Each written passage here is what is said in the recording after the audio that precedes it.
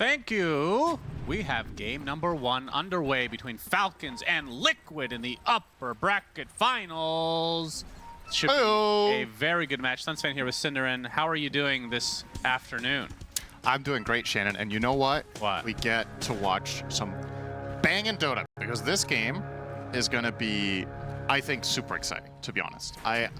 My only concern is if Falcons absolutely trash the laning stage and Liquid doesn't really get to do much, then this could be one-sided. But if it's like somewhat even heading into the mid game, I think both teams are going to bring some awesome team fights to this game. Well, Liquid have taken 3 out of 4 bounty runes. Cinder is going to snowball out of control now. That's a good start for them. They were the team I was worried for lanes. So they're going to snowball. Okay. We'll see.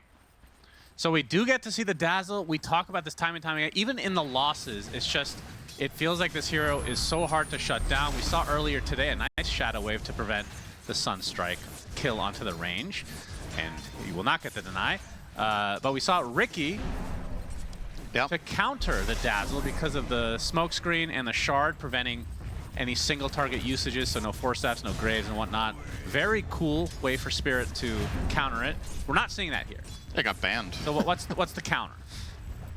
Yeah, how do you deal with this hero? I think the Liquid idea here is kind of interesting. I guess the logic is, well, Dazzle in teamfights is going to throw out his Nothel projection and then he can't move, and then you can't miss Cataclysm. So perhaps it's a little bit of Cataclysm plus Ice Blast combo. Try to 100-0 him like that. But yeah, it was really cool to see the Ricky solution like you talked about. And obviously, teams are going to be watching every game and steal what they can, so to speak. Oh yeah. And obviously, both teams well prepared for that, so the ban did come out. So that would have definitely been something that Nisha could have run. But yeah, I don't know about this lane itself. I feel like this should be a pretty bad lane for Invoker. I don't know, like Invoker, the Universal Invoker would have done okay here, but the Int Invoker just has really bad starting damage comparatively, and the Dazzle is such an oppressive laner. Seeing already a good head start here for Malrine. Oh yeah. And what kind of gank potential do you think they have from the Liquid side? It's an AA, which is typically not the greatest, and then Weaver, which has been roaming quite a bit. Weaver with Cold Snap is okay, and Dazzle is generally not going to skill Grave until level 8 or something, so maybe there's a play potential there, but yeah, it's really not that obvious. It would probably be easier with a Quas Wex Invoker, but nobody plays that because you can't last hit, and playing Pro Dota without gold is really hard. Yeah. Big damage onto Saber. He'll barely get out. Oh, that was close. I really underestimate how much damage over time this Jakiro combo does on level 2. He will live, but he has no resources to speak of. And does he have a salve coming? He does. It's all the way back at the tier 2, so he can't access these waves at all. Boxy also buying a healing salve for himself. So you're staying afloat down in this bot lane, but if you need to spend 100 gold every 2 waves on regen, you're going to lose it pretty hard. And it feels like this Jakiro just gets through every game, and we're seeing it just about every game. This was a last pick, I think, this time around as well. So Falcons is the last pick of the draft. Yeah, it's got good win rate. Yeah, see, it's apparently not good enough to ban every game, as Crit is going to get procced by the Cold Feet, and Cindy actually gets the last hit here. Mikke going to be a little bit upset about that, but first blood to the AA. Yeah, classic lane. AA Sven. It's feels like you've gone through a time machine to, I don't know how many years ago this was a thing.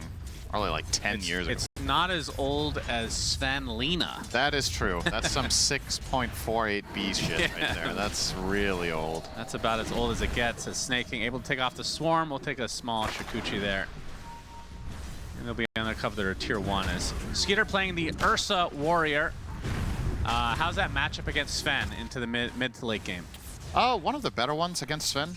It's kind of interesting because it's double-edged, because both heroes by nature are extremely explosive in damage. So it's very much down to who gets the initial lockdown and jump. Sven is one of the few carriers that can kill Ursa before Enrage goes off. But conversely, Ursa can also kill Sven in a stun as one of the only carries, so very much down to kind of momentum, really. The good news there for Falcons is that they have more setup for the carry kill than the enemy team does. They have Mars Blink Spear, they can hit an Ice Path, they can hit a Muerta combo. On Liquid, they don't really have any stuns, except Sven himself, so maybe an Invoker Hex down the stretch could function in that fashion, but that's way down the line. Malrine, he scanned out exactly where Boxy was, then shows the high five to let him know that I know you're there, buddy. So Boxy has to just walk around. Do you think players are making a mistake when they do that? No, because I think you can use it the other way as well. So you high five when nobody's there. Exactly. Right. And I've seen that before as well. Like if they're not sure if there's vision, they high five.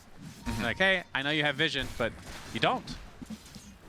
I think it's a mind game thing. It actually has some. There's definitely some strategy there. Yep. Of course, you would never. If you were playing, you would never lie. There's no lying. Everybody would. I mean, high-fiving. You're just high-fiving. Yeah, it's a mind game. Snaking. Saberlight. He goes down to the big bad bear of Skeeter. We actually haven't talked about this either. This is a kind of big problem for Liquid. Their lane, the lane that they're facing is extremely good at destroying the swarm. It's Jakiro and Ursa. They can both get rid of the bugs really easily. So what's Boxy's purpose in this lane exactly? That is true. We're going to see the Sunstrike not hit here as Nisha and Insania will team up to take out Boxy. The projection is eating. Or to take out Crit, sorry. He's got to go to base. Yeah, he will TP back. Not through projection. Being used for the first time here by Malrine. He's got a pretty big wave mid with a siege creep as well, so I think he wants to try to push this in as fast as possible and get a little bit of tower damage against Insania, but at the same time, also needs to manage the 6-minute rune. That will be bottom. Snaking getting an arcane. Insania, no idea he's there. Oh boy. And he will now be next to TP back to base and not Shadow Wave. This is, yep. The concern about the laning stage holds true so far. Falcons definitely winning mid and bottom handily, and top is kind of a draw. They're slightly behind. And now this mid tower under siege. They're going to bring in the Weaver to try to help out, but once again, Jakiro will kill that swarm, no problem. Just effectively just farming some bonus gold with this. Yeah. What a great counter. The double-headed dragon with the double attack. If they had an offensive glyph here, I think they would have spent it to try to get this tower down to almost deny range, but 2/3 of it gone. Skitter diving Saberlight past the tier 1 tower as well. Very aggressive, setting up for the Wisdom. Oh boy. Has crit in the neighborhood. Saberlight cannot win this fight alone. He knows this, so they're bringing over Boxy. I don't know if they can win the 2v2 either. Well, Skeeter inside of the sumo ring. Oh my god, they just destroy Saberlight. All right, well, that was not a 2v2. That wasn't even close. Weaver didn't even get there. What the hell? Yep. Okay, well. The calling is nasty against Darkseer. That's gotta be really careful. Both shrines for Falcones. Any particular reason it's a Spanish team today? I don't know, I just felt like it. Little known fact about you, you speak one language. One and a quarter. One and a quarter? And the quarter is not Spanish. Well, no, it's a mix of Spanish and Farsi. Oh, you actually do speak a little bit of Spanish, a little bit, yeah. Oh, I took like 3 years of Spanish, but I have no idea. I thought it was only Farsi. That's right, Cinderin. Oh, damn. El Stupido. All right. El Stupido. Is that Saberlight's nickname when he has a bad game? Yeah, he can change it anytime. Mickey in the jungle. Going for the Mask of Madness. El Stupido. God, I actually really hope he embraces that. I think it would be funny. Is there any other build for Ursa these days than the Battle Fury? I feel like it's just been, there was a time where like Diffusal was a thing. Technically, yes, but if you're having a good start, I would say no. Okay. I think bypassing Battle Fury, it needs to be a plan B, essentially. So all in all, not really, and he is going for the Battle Fury here as well. So he's going to have that build up, all that juicy farm. On the other side for Nisha in the mid lane, Invoker will be going for the Midas into Boots of Travel. So it'll be a slow start, but once he gets that Aghanim Scepter, I assume right after that, that is... I mean, how do you think their setup is for the Kata? The panel kind of talked about it. It's like the vacuum Stormbolt. It does feel like it's not as consistent as some other lineups we've seen. I just think at this level of play, that's not reliable. You can maybe land it once or twice, but you're not expecting to get... Oh, nice dive here. Yeah, Meatball's coming for Snaking. He will burn up. Amara coming in, though, for the first time. Doesn't want to expend Arena. Doesn't even have it, actually. He's Insania. He's just going to go down to the Northern Projection from Malrine. He has a skill point, so he can skill Arena if he wants, Amar. He likes to do this on Mars, where he's holding a point. Because there might be situations where you'd rather have another rebuke point. Oh, Nisha, the sentry ward. Are you actually going to dive this with Amar here? Absolutely. Arena, spear, death. Double kill for Malrine. Some serious character development there for Amar, not kill stealing that with rebuke. Amar 2024 takes that kill every time, but he's giving it to Malrine. I guess the mindset here is faster axe Dazzle is better. Yeah, he knows. Yeah, exactly. Dazzle is not a position 1, it's a position 0. Just ooh, nice deny. Ooh, deny. Xenia. Okay. Not bad, not bad. Well done. Malrine will secure the shield rune, so already an Ogre Club into his Aghanim Scepter, and that is when he's online. That's how crazy that hero is. Skeeter. And Skeeter's gonna get vacuumed back, or shock back to the cover the tier 1. And he already has a great healing Lotus. They got 3 Lotuses in a row down bot, so the Ursa will be a tough gank now. Even running a healing salve now to get back up to full.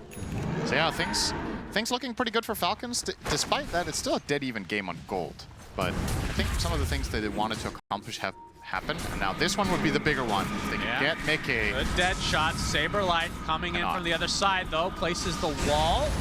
Sunstrike now.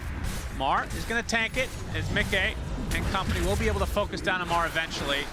Crit coming in, trying to get some collateral kill here, but there's the grave. Nothel projection. Mickey has to run away. Amar will be Shadow Wave, but eventually found nonetheless. And Crit, nice body blocks from Boxy. He's gonna get dead shot though. Has Shikuchi up in just a moment. That'll be enough to finish off Crit. So after all that, 2 kills go the way of Liquid, and that was a rotation forced from the Dazzle. Yeah. Very nice. Perhaps a little bit of unfamiliarity there. Jabs was talking about it in the coach interview. He was like, we haven't seen them play Dazzle. We're willing to take the risk and see how it goes. And maybe Falcons there expecting a little more damage out of Malrine than what they got. The way Amar played that fight, he seemed confident that they could get kills. I mean, I was expecting more damage. Only did 3,500, but not enough to kill anyone. They were able to sustain through it. Don't worry. Once you get to Ags, that's going to double. Yeah, probably. At least. I do want to have a game where it's a late game Dazzle and they go for one really hard damage item like the Daedalus or something. Yeah, I still feel like have we seen that yet? I mean, in terms of us casting, we have not. Yeah, because I think the 2 late games, or at least semi-late games that BZM went into on Dazzle, he was going Octarine, and then he was buying like utility items like E-Blade or Arcane Blink or whatever, like range. Amar, smoke pops. Oh, that's a nice help on the neutrals. Gonna set up the Wombo combo, spear into the arms of Snake King and company. That's an easy pick-off from Falcons. But how much is gonna cost them? Wall is placed. AA Blast not gonna do a whole lot. 0 connections. As Boxy will time-lapse in retreat. Not the greatest execution there for Liquid. I thought they were there in time to try to turn this, but... Oh, this is actually a bit of a concern that I just realized now that I saw Dazzle Shadow Wave there. When he gets Ags, he owns the wall, right?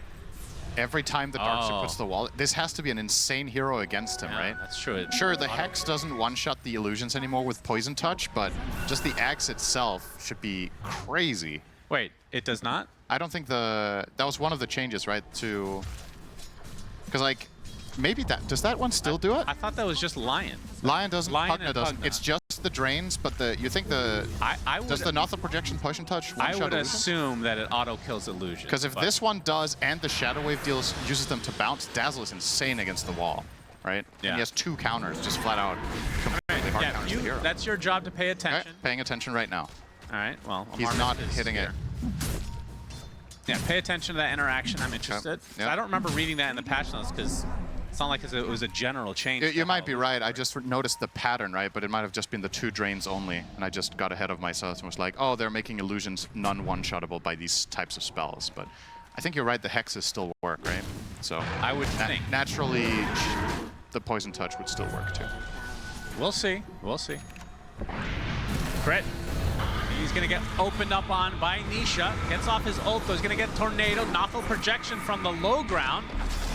And a Shadow Wave to follow. He might have to get back into his main body as Malrine will try to run away. Crit getting burned away as Boxy. He's going to get stopped in his tracks by Snake King, but the Ice Path not going to do enough damage. Boxy, he gets killed before he can time us. Was really greedy with that kill. Ends up costing him dearly. Looks like everybody else gets away, though. And now Echo Saber online for Mickey. Yeah, he's neck and neck with the Ursa. They have the same net worth. Mickey has a more CS, but Skitter with the kill and assist compensates for that. So this is kind of what we were hoping for, right? If the laning stage doesn't become a landslide for either team, then this mid game could get very exciting.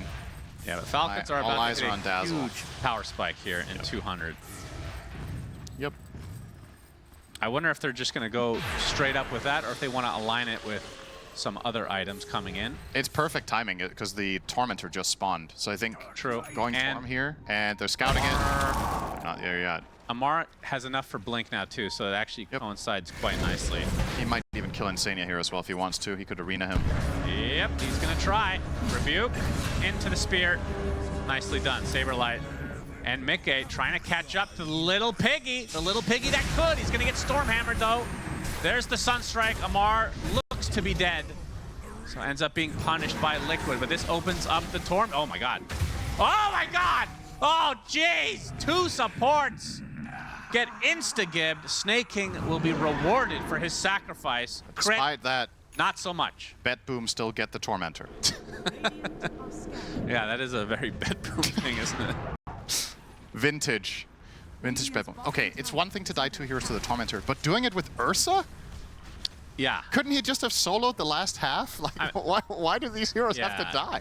They just keep underestimating my Tormy boy, you know? Malrine On arrives. his buff. He's been working out.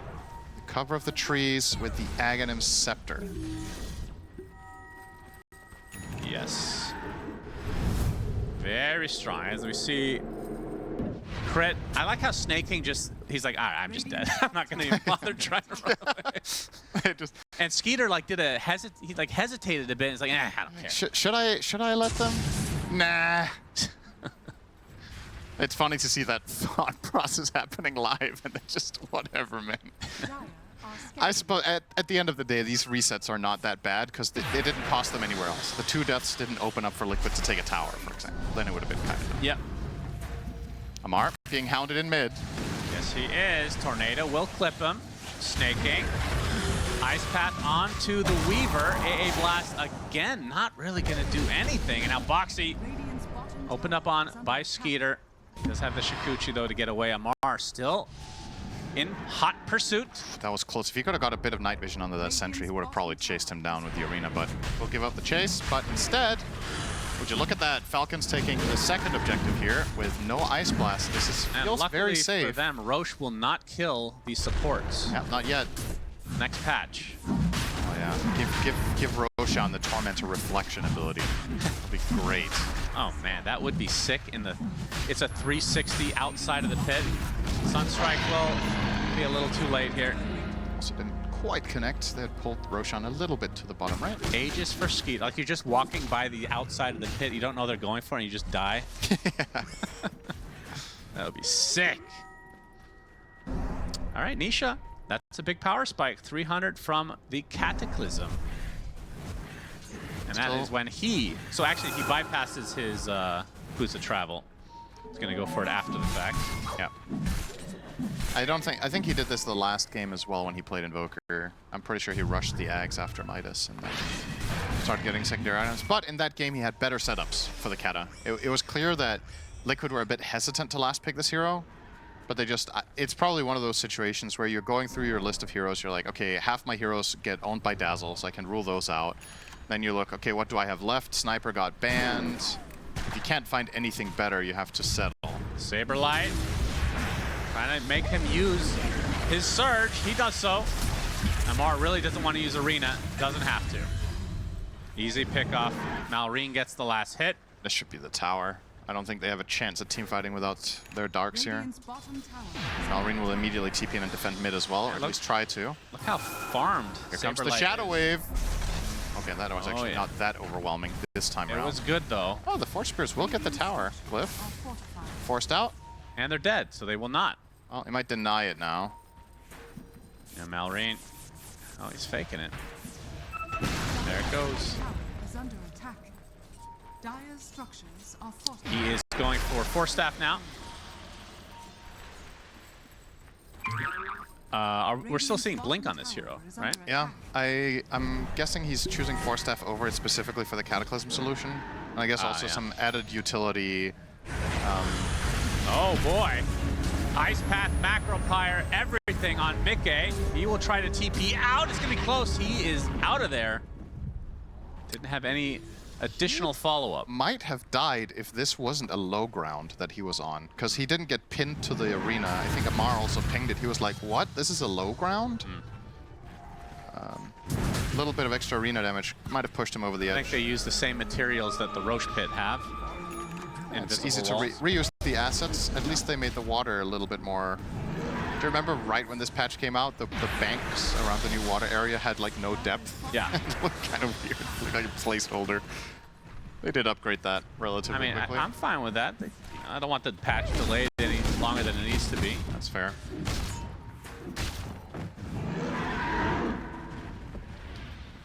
So Skeeter, 2 more minutes on that Aegis. Nisha on Malrine mid. Next, and Nisha tries to go for the Dazzle, but he gets eaten up by Skeeter. A Blast is coming, and that'll be enough to pop Malrine. So 1 for 1. Watching this hero die like that's just so funny to me. He's just standing there. It's just AFK, and then you get Ice Blasted in the face. Boxy. He is going to get Atos. We'll have the time lapse to Rage get away. at very least. But the Wisdom snaking on the mark. Oh my goodness. Again, it's close with vacuum. And whoa! Saberlight takes it from him, and they get a free kill for Mickey. Clutch.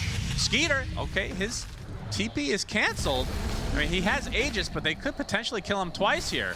Mickey still with that God Strength, but here comes Amar with the Arena and the Spirit of Fall. Oh, he's going to get eaten up instead by Mickey. He sacrifices himself for the carry, Cinderin. Yeah, they have no business fighting there. Mickey is super strong now, level 18 with the BKB, Blink, Echo, and Mask of Madness. Stupid farmed on the Sven. Talked about 7 minutes ago that he was tied with the Ursa, but has since then lost. Created quite some separation here. It's a game where he can kind of set things up for himself. The only problem is Shallow Grave, but if you have enough damage, it's kind of even difficult to react in time. So if you're this far ahead and you keep this far ahead, even a hero like the Mars looks like a support in that situation. Just kind of gets 4-shot by the Sven. He doesn't even have crit yet. Just wait. It'll get way worse than this.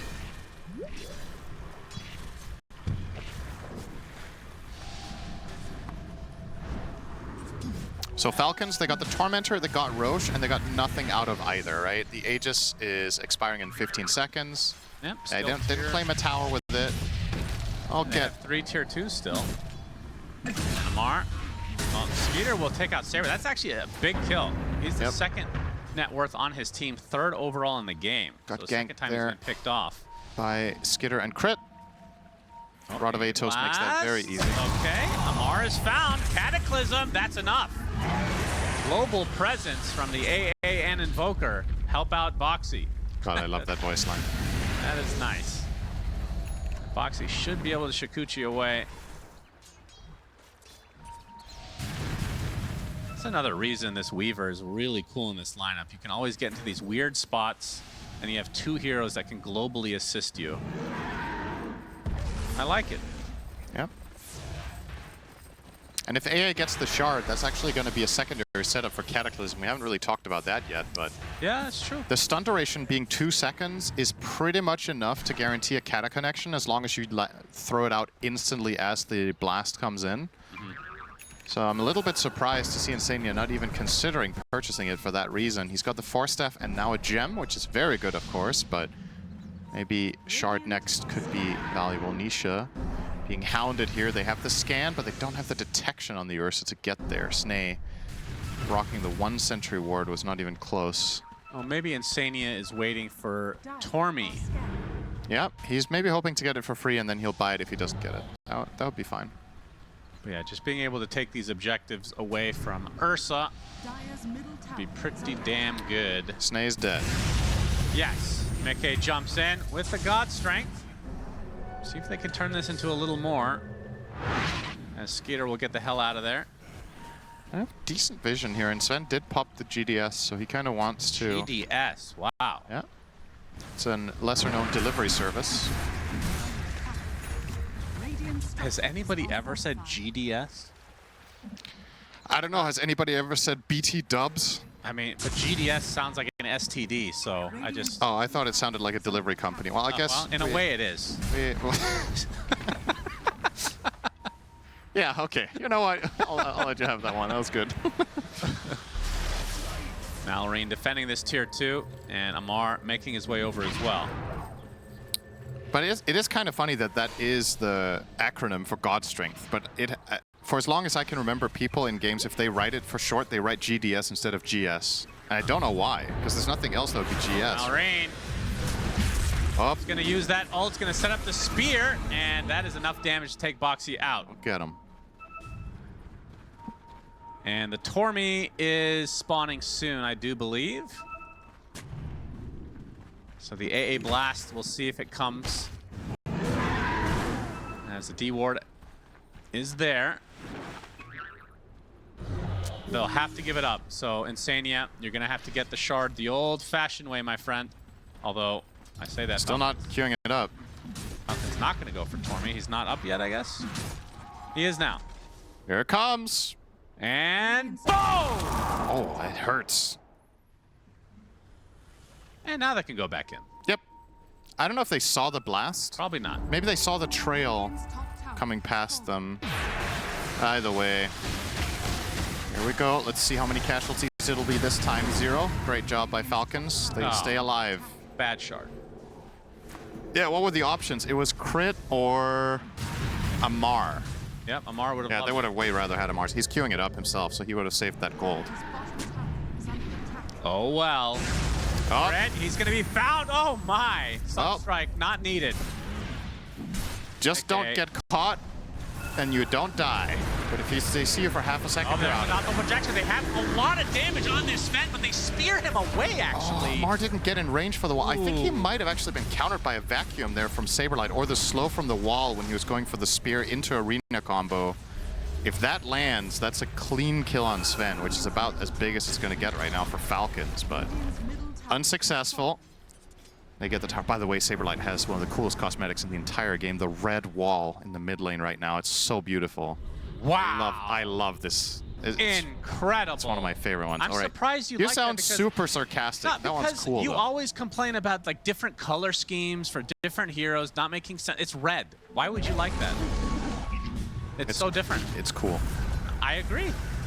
Usually you don't like cool things, though. That's incorrect.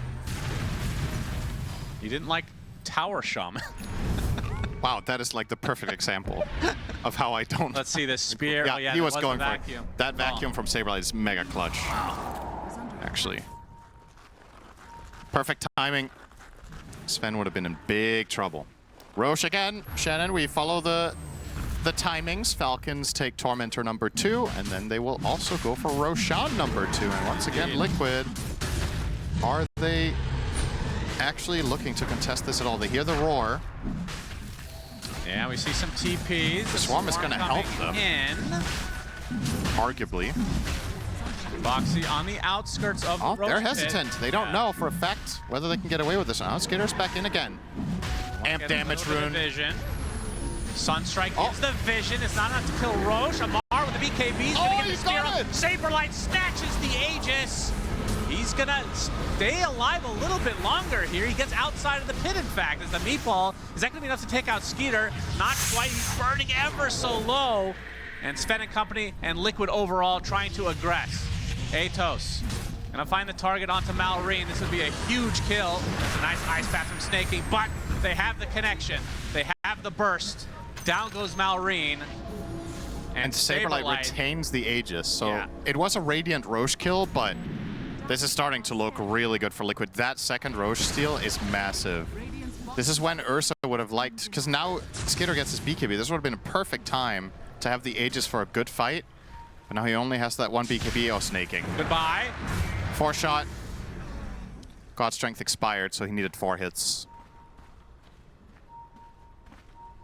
And Amar, ooh, AA Blast. Oh, that actually missed. Yep.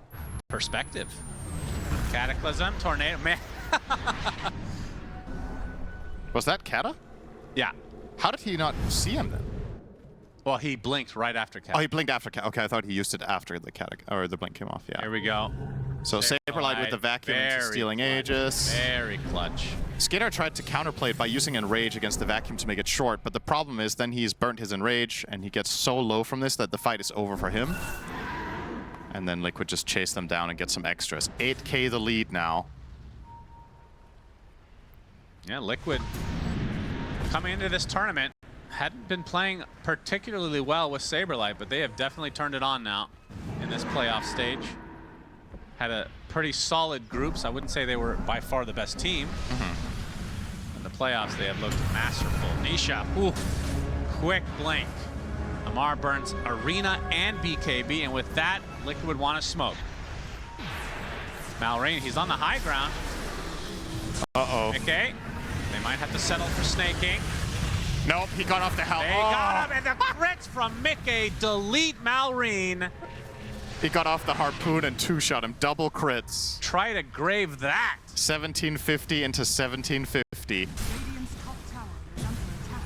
Yeah, that's true. Good point. Good way to kill Dazzle is just to insta-gib him so he can't use Grave. What do you need Ricky for? Yeah, true. Just kill him insta. That was a mega long harpoon, by the way. He just got off the cast as Dazzle piked to the low ground. So, as a Sunstrike will be taking out crit, and this is a high ground attempt from Liquid. They have Aegis for 2 minutes still. It's on the Darkseer. Skitter gonna show up on the sideline. He's gonna jump in. He's gonna try to focus everything onto this vent. The spear is not gonna hit. Forstaff was there, but the A blast coming in. Mickey does fall to Skeeter's right clicks. Big meatball onto 2 heroes. They burn up immediately. And Saberlight leading the charge now without the Sven. He has the Aegis. He's gonna hit these buildings a bit. I don't know if they can stay though. There's a novel projection. That was great execution from both teams. So Falcons getting the kill on Sven there. They had to land the spear, and they landed it as Forstaff was coming out, so it looked like he wasn't getting stunned, but the way it works, you still get pinned as if you hit the target location, which is the barracks, but the Forstaff also pushed you. So he took the damage and the stun, but didn't move. But it's still enough to get the stun out there for Ursa to continue and finish the kill, but then nice vacuum into Meteor. Getting the counterplay for Liquid. No Rex though, but still looking extremely healthy now with a 12K advantage. And the cores just dwarfing those of the Radiant. The supports are pretty even across the board, even though Liquid are winning by this much, but every single core quite far ahead of their counterpart. And that tells the story, 88%. This is a very high win percentage for the probability to show us, or for Dota Plus to show us, without taking barracks. Usually, at this time in the game with a 13K lead, it will not be this one-sided, but it really likes Darkseer Invoker AA for late game, understandably. Yep. Falcons had a potential mid-game timing that they didn't hit, and now they're paying the price with having to really out-execute Liquid here. Malrain going for AC. Really? I don't know if that's gonna... I guess he's thinking, what's the best hybrid item to try to keep me alive against Sven? But... minus armor as well. Yeah. Uh-oh. Katos on his Skeeter. There's the Arena from Aurora trying to save his comrade, or at least slow things down. The big damage onto Nisha. Nisha's just dying to this Nothra projection. Looks like he's eventually going to tick out. Dead. Question mark? Yes. He got denied. Malrain will be the trade, though, as Crit gets burned up. That was a deny. That is, you don't get to see the denies all too often these days. Either way, he's dead. Maybe Dazzle isn't actually overpowered. People just need to deny more. Yeah, true. What do you think? Easy. Deny your whole team when he 1700 crits you? Exactly. You just deny everyone, and then Dazzle doesn't get gold. And then he can't scale, right? That's right. Yep. Hex. Talked about this earlier as a way of bursting and killing the Ursa. Oh, the vacuum into the cleave! Mickey, triple kill! Just call GG after that. That is disgusting. The classic combination, the vacuum Stormhammer. Said it was going to be difficult to rely on that, but you might hit it once or twice in the game. There's that once. Jesus, that was... dirty. I don't even think there was God Strength on all of that, was there? Maybe. Maybe sure. just barely in the end, but yeah, Falcons getting absolutely crushed in this game. No way about it. Just, Liquid are just better. This is just beautiful. That was nice. Oh. Love the player reactions. Buyback from That Amar. is a buyback. Knockdown projection is used. Amar with the BKB and the Mars Arena as well. Spears Nisha to the other side with a macro fire to follow. Is he going to finally burn up? Yes. No deny this time. As Crit will have to pop the ult to try to stay alive. Another buyback from the Jakiro, but the right clicks of Mickey are too strong. They'll back away. Submarine no longer has his ult here.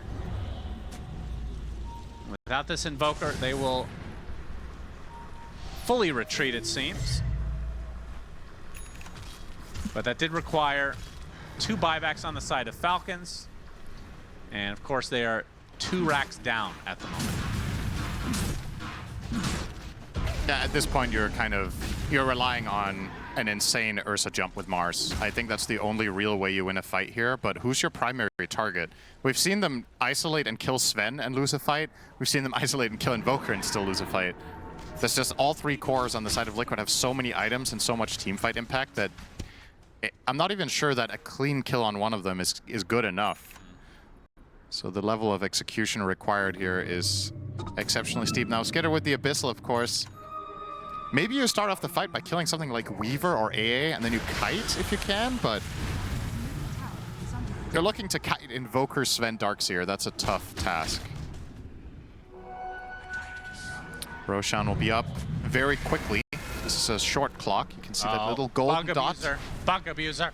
Yeah, he's a bag user. Yeah, bag user, sorry. Bagging it up in the corner here. Surprised they haven't hotfixed this one. There was a blind spot in the old Roche pit for over a year. Yeah, but I don't think it gave vision on the outside. That's true. You couldn't see out. Oh, Roshan. there's a little... Maybe it's intended. Maybe there's like a little hole in the wall. Yeah, could be. Maybe you can like peek out in there. Boxy onto the high ground. Mickey, double hit Snake King. And Amar, he gets the BKB off Skeeter. Okay, they have Spear. And Skeeter, a lot of stacks of Fury Swipes. The Cataclysm is going to pop the Enrage to be able to mitigate all that damage. Mickey's just going to turn his sights to other targets. Deletes the Dazzle. Not overpowered when you can just kill him outright. And now the Bear, seemingly all alone, gets harpooned back into Mickey. GG's called. Liquid take game number 1. Damn. I must admit, this was less exciting than I thought it would be. I thought if the laning stage was somewhat... Indeed. Speak to me now about your thoughts on Team Liquid after such a series. It was very painful in that first game, I assume. What are your plans going into it to make sure that this game would be a rousing success? The game was a bit experimental for us, to be honest. We don't play much Dazzle. We played a few pubs and we're like, okay, we should at least try the hero. I mean, we want to win the tournament, so even if we lose this match, like, we need to get experience on these heroes. I think they had a pretty good plan versus Dazzle, so, you know, props to them. And hopefully our draft game 2 will be better for us. A toast to you, my good man, for they have indeed received first blood already. You have already bested the enemy. That's good. Very well. The casters appear to be ready. I must say that you have done an incredible job, young man. Thank you for this opportunity. And now, we pass it to the idiots. Thank you. Gracious. Apologies to the viewers, as it seems Sir Axenslax has devoured feculence in his time away from Dota. Apologies, yes. As we've seen a first blood already in this game, number 2, Falcons have struck first, Cinder, in the bid to stay in the upper bracket.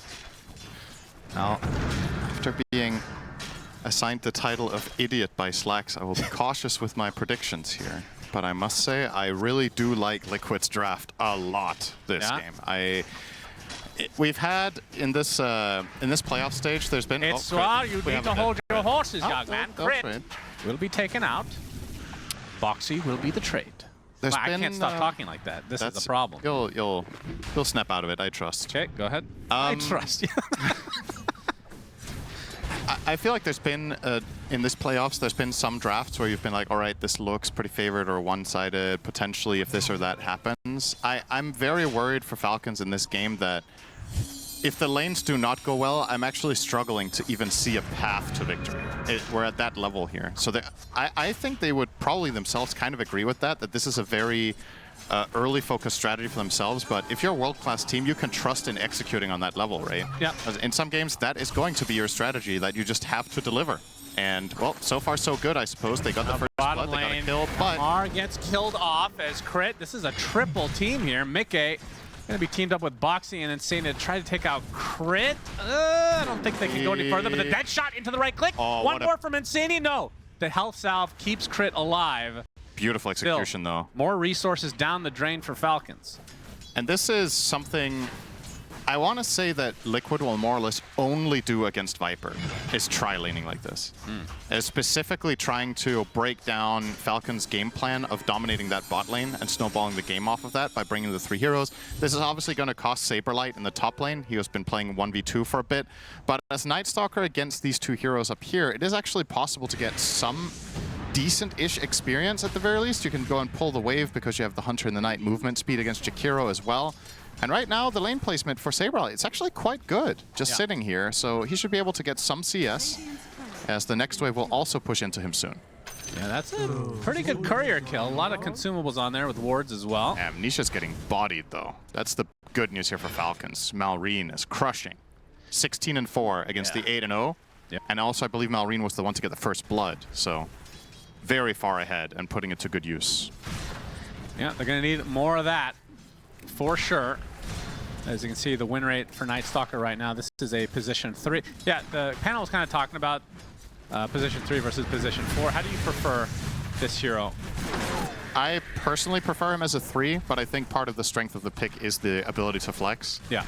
But yeah, I guess the downside to running 3 Night Stalkers, if your laning stage goes very poorly, it's a higher priority hero that you sacrifice, and he does have some very bad matchups.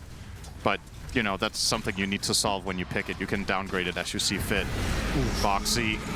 Yeah, they try to take off the salve. Boxy does die, at least for Saberlight. Oh, Skater tanked a lot of tower shots there. Well, he'll be okay. Healing.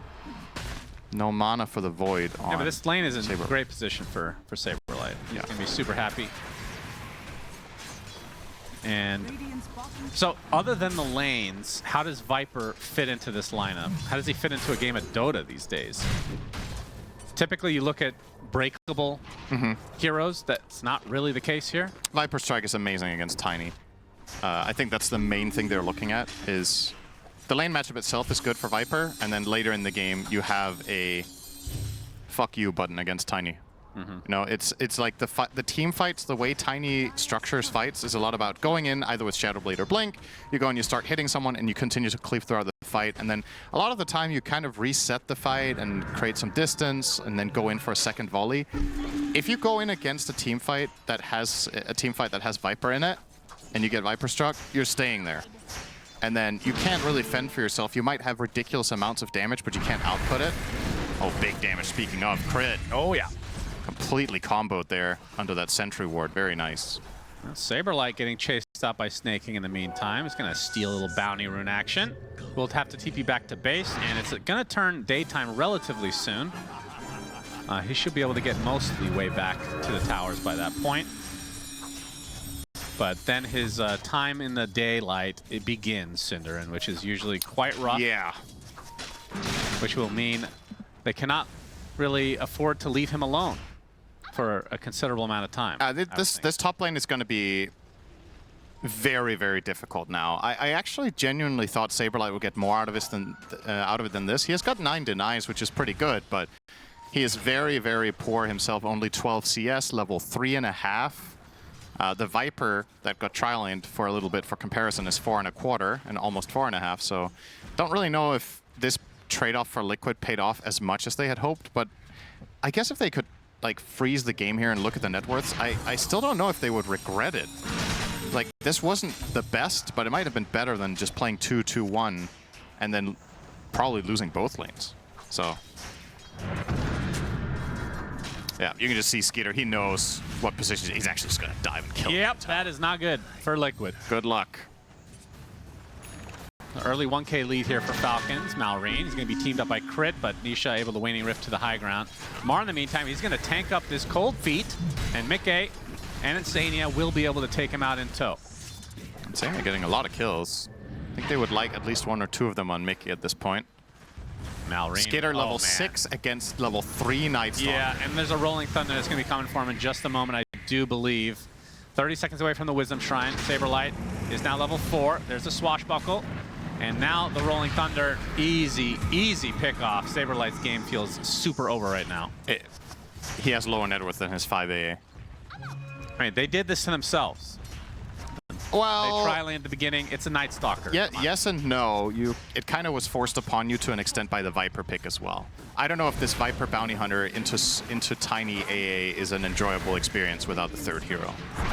I think you would have suffered elsewhere then. At the very least, now you have Mickey a game. He's going to get killed off here. It looks like Falcons are going to get both Wisdom Shrines as well. No. And they're going to get the position 1. Mickey Tiny. Amar double kill. Oh. Ooh, doggy. Now it's no longer worth it. He tried for the kill on Amar, couldn't overpower him, and as he TPs out, he gets hit by a Shadow Walk from the Bounty Hunter, and that is really rough, because not only did you die, you also burnt your TP, so it's the walk of shame back to lane against a 6 Viper when you arrive. Talked about the laning stage for Falcons. It had to go well for this to make sense. They have delivered. This is already now looking like a crippled Team Liquid that need to find good combinations, mainly around spellcasting, I think. You want to play with the Puck plus AA combo, so try to get 6 on Insania. It's quite a long way to go for that 6. The question is, can Saberlight get level 6 for the next nighttime? That would be a good starting point for Liquid. I think for the purpose of just keeping it realistic here, I think we should consider him a support, actually. So who's the 3 then? They don't have one. Okay. So there is no 3rd core in this game. I think Nightstalker's recovery, if you want to become a core hero here, is so insanely steep that it's going to come off fighting. And effectively in those fights, you're going to be a support. So you're playing triple support, 2 cores right now. And that is possible to execute if you have enough damage, which is the good news for Liquid. Ice Blast is a big help in that regard with the Vortex. Tiny as a carry is one of the carries that can deal the most damage. And where Puck has some shortcomings to solo kill heroes, that's where AA bridges the gap. So it is definitely possible, but just stop thinking about Nightstalker. He's not there. He is dying again. Saberlight will be chased down by Skitter and Snake King. Yep, level 4 still. The hero does not exist in this game right now. So Fair enough. it's just the simplest. He will always be able to provide vision at night. While he's alive, at least. Yeah, true. They can use him as a ward. Yeah, that's. I feel like some of the support games have worked out that way, like Soxa. I think him and Bounty Hunter probably are in a pretty similar position here, to be honest. So. Yeah, that's fair. All right, so can Mickey and Nisha carry this for Liquid, or will Falcons continue to snowball this into a game 3? I think the biggest worry here in that aspect is, well, if we've talked about Viper as a tiny counter, then sure, your tiny's going to struggle in the fight when he gets Viper struck, and then usually, you can maybe still win a fight playing off of the other 2 cores, but as we just established, they have 1. So if you Viper strike tiny in a structured fight, I think Liquid have serious damage issues. So it's going to come down to them getting the jumps, finding angles, and ideally fighting away from Viper. Just try to take fights that Amar can't connect to. And a dust crit, but they can't commit on this. Yeah, this is awkward for sure. It's only a 1K lead. I know I'm painting a picture of they're doomed, but it's just for the foreseeable future, I just don't see them really accomplishing much until their supports hit 6. And Nightstalker's not included in those supports. The other, the planned supports, especially AA. So close to that on Insania. Probably going to see a smoke play after that with a coil. Maybe they'll go on Amar, Invis Rune. Yeah, he's got Nisha. coil. I've yet to see that this game. I don't know if they have the damage, though. He's just calling the play off. This is like the perfect illustration of what I was just saying, right? Like, Amar's alone there, as far as they're concerned, and they still can't go. They just have to watch him farm. So, yeah, Nisha will just farm the wave instead. So rotation not going to really turn into much. He's going to be going for the Witchblade, of course. Saberlight just going to leech some XP in the top lane, which Skeeter is just free farming, as you might imagine. 2,400 gold into his eventual Radiance. This hero has been pretty much cookie cutter across the board. Yeah. Other than games where you get off to a really tough start and then you just do not go Radiance. You go for, I don't know. We've seen some Orchid. Blade Mail, Orchid. Yeah. Blade Mail is specifically targeted at certain heroes. Not relevant in this game. Crit will... Oh, there's a sentry, so Saberlight will know this gank is coming.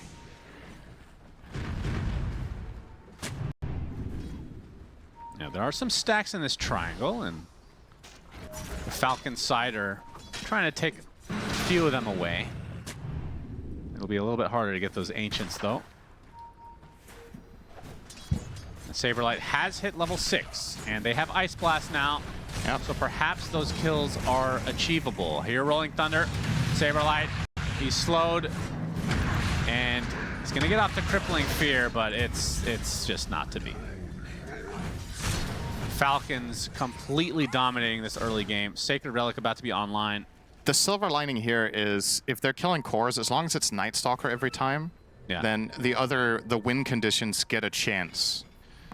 I think Falcons ideally, as nice as these Night Stalker kills feel and just keeping him shut down, you might want to divert your resources a little bit more than this and try to use the Pango to kill somewhere around bot or around mid and try to open up that tower. But I'm never going to say it's bad to kill the Night Stalker and keep him down, of course, but it might actually not be the most valuable play. They're trying to steal some stacks here. Saberlight will get the D-ward, but not come into the triangle for the time being. Skitter will keep pushing out. Yeah, that is unfortunate for Liquid. That's all of them taken as Nisha. I think that's the first coil of the game. They're going to place it onto the Abaddon. Ice Blast will hit, so no more healing for you, good sir. But Snaking is there with the Ice Path and the Macro Fire. There's Saberlight popping the ult, getting the Void onto Skeeter, which is so tanky. I think Saberlight's just feeding again here. Easy pick off, if you want to call it that, for Falcons.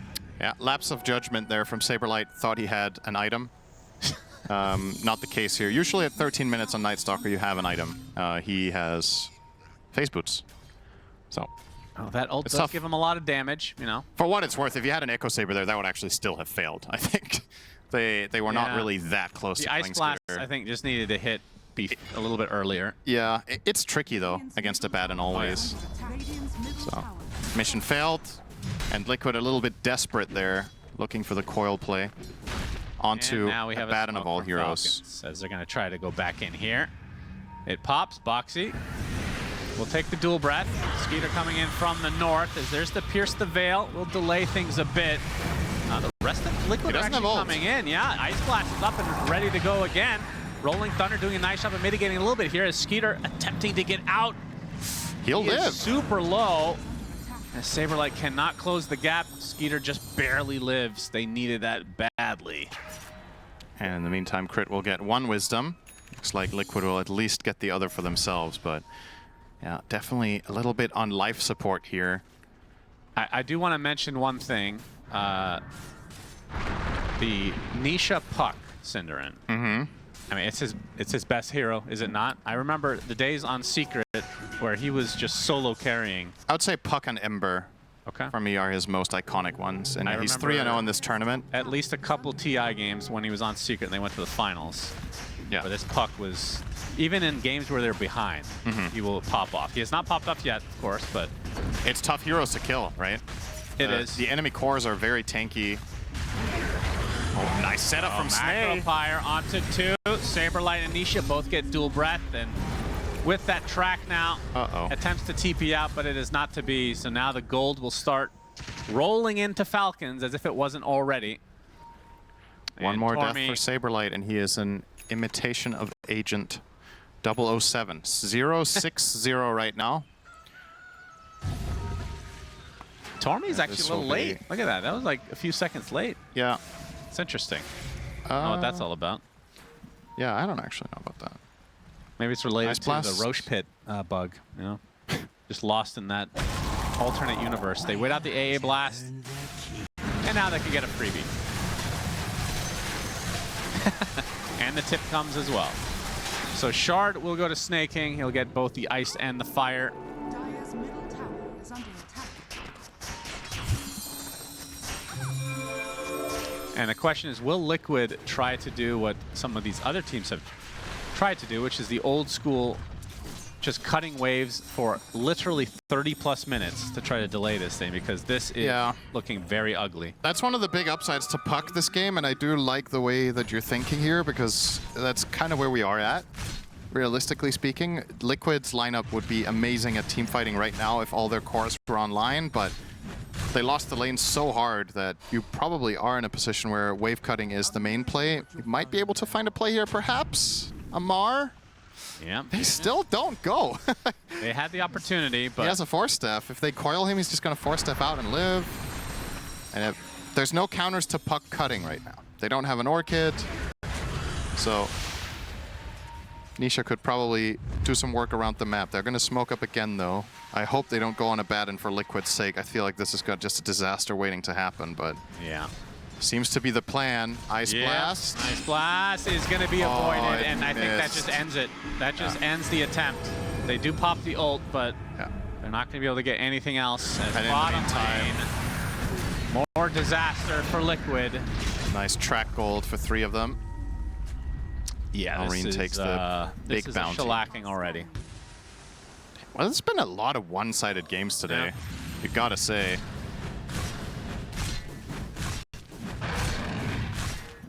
See if Liquid can find a way to turn this one around, but it's looking quite grim now. The full pike here completed for Amar. Time to prepare for the high ground, Cinder. You got the toss play, you have the coil snap, you have the AA blast, you have the calling, you have Night Stalker standing there. Nice. What else can they do? You can see Saberlight's mindset here, rushing Blink. This is kind of a support way of playing Night Stalker. Phase Blink. He doesn't have the game to buy core items. He can't go Echo Saber, Sanjin Yasha or something like that with the 15 talent because he has no game. So his overall goal here, I think, is to enable Tiny and Puck to whatever extent possible land their spells. So he's going to buy a dagger and then blink in with Crippling Fear, likely on top of the Pango if possible, or on the Viper. Problem is, Viper has a Pike. Yeah. And that is also protection for Malrine. If the same thing happens, they can just pike away the NS and Malrine can cast his spells. So, it's not oh, Saberlight. Oh no. Oh, TP out. He'll make it out barely before the Ewells could have reached. Very, very close. Good read. He'll live. But yeah. So yeah, early 10K lead here for Falcons. We're going to have a podcast on our hands here pretty soon. Unless Nisha and company can start to string some kills together, he's going to get tracked. They'll just track him up. Yeah, it's yeah, okay. a hard you know kill what? for them. No OO because they still don't have an Orchid. But when they do, I actually thought maybe they would get that next on Skitter to just threaten the Muerta as well as the Puck around the map. But he's going for Manta on the Abaddon. Nobody planning an Orchid, as a matter of fact. It could also have been a pickup for the Bounty Hunter, but he went to Ewells. So, all right, they'll let Nisha play. I feel like Orchid feels really bad if you don't get those kills. As opposed to just playing it safe, you have the lead, why not just buy the regular items like Manta on Skeeter? Yeah, farm. I'm mainly thinking that I think Bounty Hunter had the luxury for it. But all right, we're going to have a fight here. Actually, first pickup might be on the Falcons side, but the Aphotic Shield is going to keep the Bounty alive for now. Boxy getting really low. Crit does die first. Boxy TP out is fine. Okay. So 1-0. Can they continue? There's the blink from Saberlight. AA Blast is coming. Aphotic Shield. You just need a couple more right clicks. Didn't Snake hit. King. Oh, you're right, it didn't hit. Wow. Just short. And that'll be the end of that. Fight up. Get a kill on the Bounty, and that's all. Now, Mike was not involved, so he is finishing his Shadow Blade now. Oh, he's been pinged out. Begs the question, when is this Tiny looking to fight at all? Looking at a BKB as his next item. This will, of course, not at all protect him against the Viper Strike, so that is still going to remain a problem for a while. Maybe for the entire game. You don't really want to buy Lincolns on Tiny, I think. No. It's just too... And it's also too easy to proc it. They have Track, one of the best skills in the entire game against Lincolns. Mega cast range out of Invis. So... That's just his fate. Pretty much Lotus or nothing, feels like. Not for him, though, of course. Yeah, but even with the Lotus, it's not great, right? There's no perfect solution. No. Now the next Wisdom Shrine will be Falcons. Well, there's a dire scan as well on their own, so they know that Liquid aren't looking for the rune trade, or rather shrine trade yet, but now Nightstalker will actually go there after the scan ends, so a little bit of fortunate timing here for Saberlight. Should be able to get it scot-free. I say that it's going to cost them a tier 2 tower, but it wasn't really so much about the shrine itself. More about the game state. Oh, Skitter. And Nisha showing himself, but won't be able to save his tower. And just a very methodical approach of Falcons. They have 2 tier 2s left to take. And a Roche at any time, of course, at their disposal. And I think if Crit gets... Oh, they're going to try for this potentially now. Even just a casual... He has Yules now to take off track, I guess. As long as you have a little bit of vision of any shenanigans. I mean, that is a kind of annoying lineup to deal with when taking Roche. You got AA Blast, you have the vision of Nightstalker. I mean, hasn't really been a hero this game, of course, but... Saberlight was running toward the Arcane Rune and Insane just denied it in front of him. It's not safe. Oh, well, I actually think he would have got it, but all right. Yeah, but they don't know that. They don't. It just looked funny. Yeah, you're right. They have decent tools to like poke and prod around the pit, but at the same time, you're not safe because of Bounty Hunter. You never know when you're being watched. And speaking of... Yeah, I hear the Rolling Thunder. Nisha has to... Illusory Orb. Clutch it out of this one. Into the Rolling Thunder, though. Viper Strike. He gets one more phase shift off. I think he has a Waning Rift as well. Looks like he's fine. He did clutch it out. It will be a tough kill. I mean, we've seen many games with Nisha on, again, harkening back to Secret, where they lose, but he has 0 deaths on Puck. Yeah. There's only so much he can do. Make sure to pick it in good situations, and he is... I think it's fair to say the best player in the world on this hero. There are others that are really, really good at it, but I've seen too many highlights of Nisha to not have to pick him as my favorite puck. There's just so many games where he does. It's mainly, I think the main separation for me between Nisha and other pucks is not his ability to like split push and play the map. It's his understanding of when he can win a fight where others would leave. I think that's the most impressive thing is we've seen these late game team fights where you're like, oh, they're losing this one badly, and then Nisha wins a 1v3. You know, stuff like that is incredibly impressive. But well, he's got to impress in this one if he wants to get there, that's for sure. He'll keep cutting waves. The itemization, it feels inevitable that they will buy something against him, right? Like a Hex or an Abyssal. It's just a matter of time. Yep. For now, he can keep cutting waves, but it won't last forever. He's buying space for Tiny, though. Mickey is staying on par.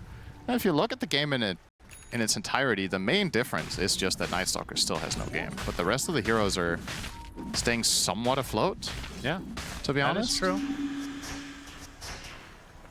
So it's not out of the question. Can you win with 3 supports, Cinderin? You can. It's If the cores are good enough and have good enough matchups, it's definitely possible to win with a sacked offlaner. It's not the meta to play like that right now. You don't send an offlaner into a terrible matchup for fun, you know.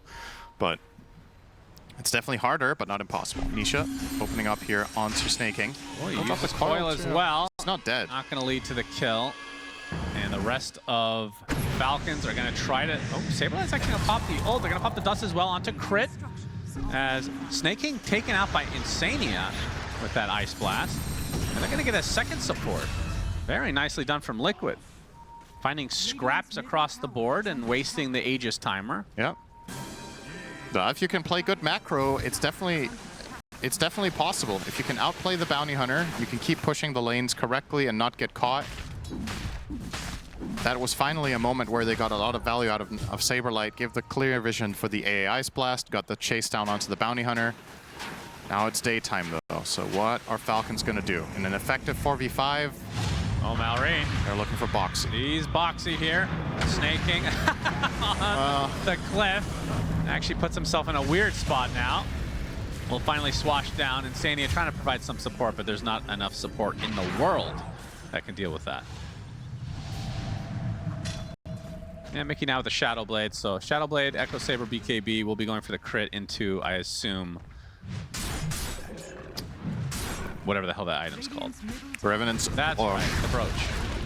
and Abaddon is buying Basher. So they're starting to plan against the puck here. Skitter wants the Basher. It's also good in the matchup against Tiny. You're just Right, already high fighting head ground on. attempt. 2.5 minutes on the Aegis. Skeeter can certainly poke. I think they're trying to get Puck to come back to base, but Nisha isn't biting. He's just farming. I mean, you think it's too early to try to go for this? Yeah, I think so. It's too risky. You're still in a very good control of the game if you can play the map. And once again, my only question mark is their itemization, that nobody's buying the lockdown. But with that now coming up next for Abaddon, and maybe also Pango will buy Abyssal after the Ags, wouldn't surprise me. Uh-oh. Crit. Okay, can they get the disc? Yeah, Yes, they can. He's Oh, gonna get. nice force. Okay, the coil onto 2. Nice Yules to avoid a little bit of damage here. Is most of the pressure now. Beautiful toss. They're gonna get both members of Falcons. They're just getting Will they outplayed get on away macro. with their lives though? Skeeter gonna pursue Mickey. Rolling Thunder is coming for him. There's the inhibit. They'll die. He will likely die here. Nisha can only look on, but still, you're wasting Aegis time. You get a 2-for-1 when you're down a decent amount. Yeah, this is definitely not bad for Falcons. Or excuse me, for Liquid. For sure. Like they're just outplaying the macro game on the map. Now they're gonna find a Mickey. Jakiro. He's sniped out. My goodness. Assassins in the trees. Falcons have to back away. And this is when you start wondering about their mindset. If they start being scared to play the map, then Liquid have accomplished their mid-game mission, right? If we get to that state where Falcons aren't playing with confidence and keep pushing all the waves and pressuring them, there's only going to be more of these moves coming about than between the Tiny Puck and the AA. Really needs to be wary of your posturing around the map. Ice Blast gonna miss. Well, it will maybe graze him on the way out. It's still going. No, he's not. He's not sending it at all. He's letting it fly out so they don't know that it's on cooldown. Yeah. All right, so Aegis is going to expire here. So Falcons able to take 2 tier 2s in this time. Still the bottom lane remains. Yeah. And yeah, Liquid taking a very hit and run type approach, which has actually worked out quite well. They're only down 4K. I mean, it's quite beautiful to watch, right? They have a very good read of what the limitations of their lineup are and what the strengths are. And they've managed to find, I want to say, a very successful last 10 minutes. They're still behind, but this could, for a lot of other teams in this tournament, this would have probably looked very grim now with the start Falcons had. So Yeah, some normally world-class you'd see map that play. Just snowball. excellent macro. For sure. Saberlight close to a BKB. They're going to smoke now. As Nisha will lead the way. And there's the Night Stalker. Oh, they're going to open things up onto Snake King to start. Get the coil onto both supports here. Macro Pyre's placed with the Ice Path onto 2. I think Nisha actually does die to Skeeter first, but they lose 3 heroes in turn. And Skeeter, with the help of Mallory, can they continue to fight here? Mickey is the target for the time being. Saberlight can only watch on, just kiting a bit onto the high ground. Mickey to get diffused. Skeeter blinks away, dodges. Another spell from Boxy. This is going to get a little bit awkward now. 4v2. You don't have ABBA ult. It is daytime, though. That's true. So Saberlight will TP to base. I actually can't believe they got 3 heroes there. It's a lot of damage. It's funny to look at the recap of total damage, though. Oh my goodness, Boxy. Gracious. Falcons did 3,200 more damage, but they got 1 kill. You see the opener here. This is a really good counterplay coming in from Snake King. Getting the full-on combo, and they get a nice bash onto Nisha, so they will take him down, but the heroes died so fast. It's Tiny Burst plus AA. And of course, the Night Stalker ulti. The vision is always going to make it easier for you to take the fights. Yeah, so Mickey, he was really close to living as well. That could have been even better for Liquid. Nisha extremely disappointed in that camera shot. As you could see, this was his first death of the game, so now he's above his average number of deaths on puck. Yeah, with pretty 1. much. Saberlight with a crippling fear onto 2. Boxy, okay, we have the coil on that's several heroes awkward. as well. The A blast is coming. The focus right now is onto Saberlight. He's going to drop. Ice Path onto Nisha. Pass to Yules. Will they get the stun on time? Able to get the illusory orb out. will jaunt away. And Skeeter, not sure if he can pursue any further. They only get the NS, but the Tormentor is the bigger prize. Oh, yeah. And you have to forfeit this. You don't have Ice Blast. No way in hell like we could get here. So Falcons, they get a nice objective. This should not be underestimated how much this friendly shadow could mean in this game. So once Friendly shadow. Once crit reaches 15 with a talent as well, the damage reduction. And just giving the luxury for a hero like Viper to maybe get like a surprise angle, or you can use it to obviously save in the fight if there's no detection. I think the shard is actually pretty solid. It also gives you the benefits of the Shadow Walk on the target, right? So if you put it on an ally and they initiate out of the friendly shadow, they also get the stun and the damage of Shadow Walk. Yeah, and they will... Or, excuse me, just the stun. Oh, he's not level 15 yet, but they would also get the damage reduction. That is correct. Talent is picked up. If only anyone had told you that 20 seconds ago, that would have been awesome. I really like the damage reduction that comes out with the talent. Me too. I think that's cool. Thanks for pointing that out, Sunspan TV. Invis, though, and you get the second invis with the shard. I don't know if you mentioned that.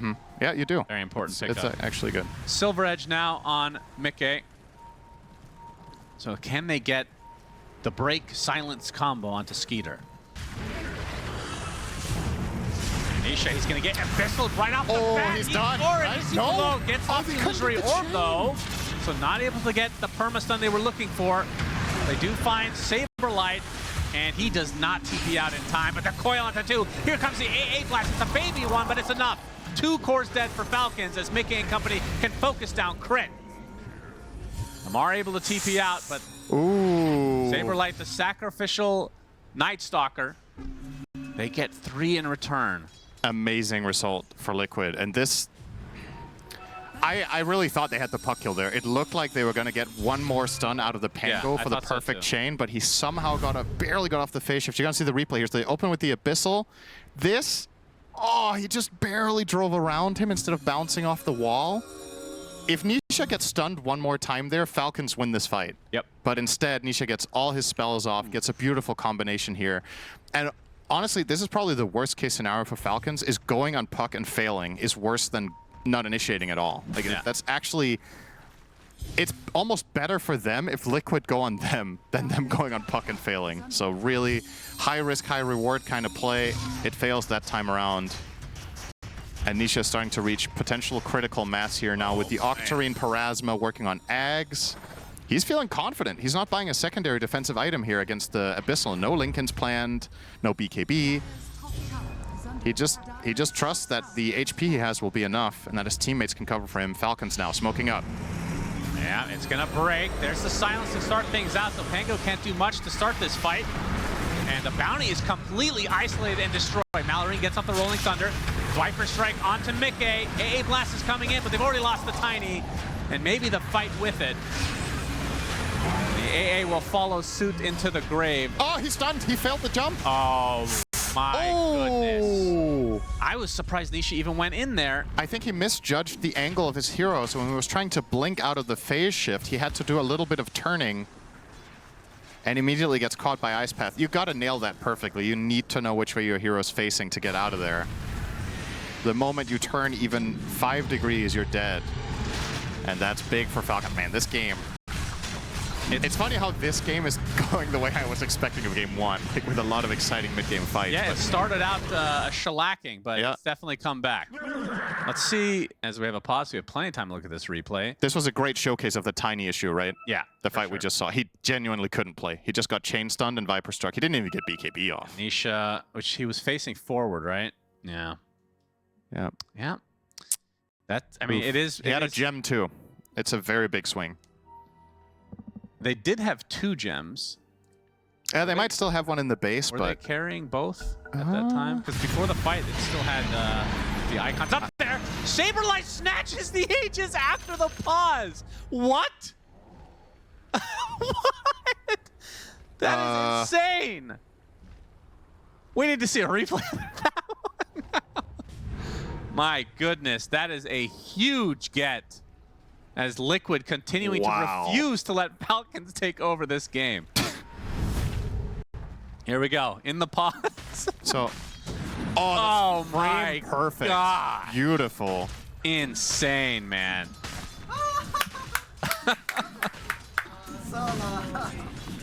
That is ridiculous. Saber Chad showing up again. He has really turned it up this tournament. He has 2,200 in the bank now. Really turning up after being 0-6. Just having Really turn. No, but that's what's funny though. He finds ways to he's making get something big out of nothing. impact. Yeah, absolutely. In a way, this is a bit reminiscent. You know, one of the things that a lot of people loved about a player like, oh, hang on, let's see if Saber can get out of this one. I don't think, he has Aegis. This is pretty bad. Yeah, he's nice gonna lose blazing, it. Shannon. I mean, very good. Whatever, he takes it away. It's still worth it. Doesn't matter if he even dies here. Well, he could have not died. He's fine. Yep, that's fine. Okay. It's just track gold for 4 heroes. But I will say, it's a little bit of a, it's almost a skill that's lost to time in modern Dota.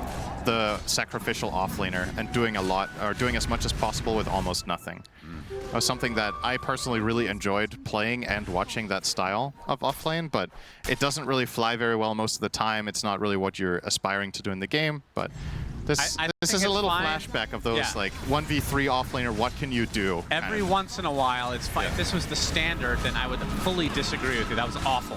Right. Just awful. Yeah, I'm pretty sure that's the majority opinion as well, but I'm a little sick, so. Yeah, you really are. All right, the 2 siege creeps are still... No, he's actually going to continue. Well, the ice path is going to be set up there as well. Do they have the damage? Insania will continue to get perma-stun. He's still alive, though. Glyphner to Malorine. He's going to be stuck in place after the fact that he's going to be able to take out the Roche banner. So they can't even kill the AA there from Falcons. Well. Liquid. See what they can do with that. That is a couple ults down.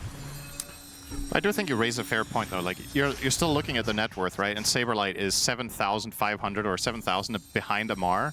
I still feel like he's found impressive impact given just how awful the game was. Yeah. It's very difficult to find these small moments of opportunity. Obviously, an Aegis steal is always going to be a mega impact play, but a couple of the skirmishes, a couple of the team fights, he's doing a lot with very little. And it just makes you obviously imagine if he had a good game on Night Stalker. This guy's very good at that hero, so... Fortunately, when you're a master of a hero, you can do... You also know the limitations in bad games. I think that's where it really helps to have a lot of games under your belt with a hero, is... Then you've also experienced all the terrible situations, and you can somewhat map out for yourself what you're meant to do.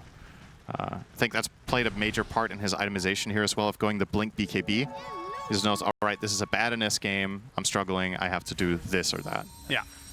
It's cool to watch. I really enjoy watching difficult games being played out. You like other people's pain. Well, his pain would be enjoying every time he died. It didn't really... I wasn't really enjoying seeing him dying for the 6th time, I'll be honest. I wasn't like, hell yeah, kill Night Stalker again, you know? But what are Falcons gonna do now? No Aegis, obviously. They have a gem on Pango, and they are moving through with the friendly shadow on a Batten, trying to find an angle here with Skeeter and Crit. They're chasing Nisha. Find Nisha. You'll find a ward, has the gem, of course. Yep. And he's out. TP, he's good. Good read on the map. He's very close to Axe now. He could sell his bottle and complete it, actually. Let's see if he does that. Wasting He so will much do time. Exactly that. All right, Aghanim Scepter. Probably so passing on the gem now, right? I think he needs his treads over the gem. Who doesn't die, though, that can hold gem? He is actually holding it. I He think keeps the treads and backpacks them and I think it's... holds on to the gem. So Dream Coil will now attack everybody. Yeah. Big damage. Nisha. Nisha and Mickey still very, very farmed. As Saberlight does get his shard, now opting for the assault next. Yeah, I like that choice a lot. Empower your other cores. Keep, I think, just throwing multiple auras would be nice. Oh, that's a big find. He's gonna pop the BKB, gets off the Hurricane Pipe. Oh, Saber to Mallory BKB! was already ready for this. Dead. Saberlight trying to run away. Swashbuckle not gonna fully connect, but the Abyssal Blade finds Mickey, and he is the one to fall.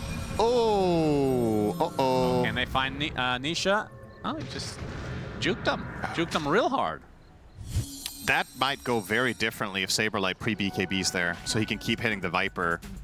And yeah, he did survive himself just barely by BKBing and fleeing, but full-on sells the Tiny. which is a very bad outcome there for Liquid. Yeah. So quick response from the Pango really shut him down.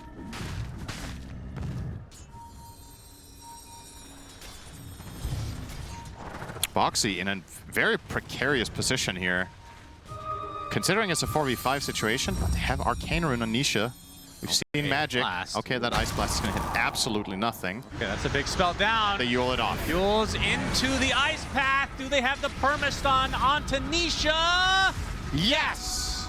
Down goes Jinx. the puck. And Falcons, with 2 enormous cores dead for Liquid, will... You're forcing buyback here minimum. Well, there is none. There is none, But yeah. from their perspective, straight down mid. And you Yep. don't leave until puck buys back, I think. Uh-oh. Saberlight runs into Amar. Viper stricken, dead. Trying to cut the wave. They knew it was coming. He does have buyback. Will he spend more of his support gold to get back in this game?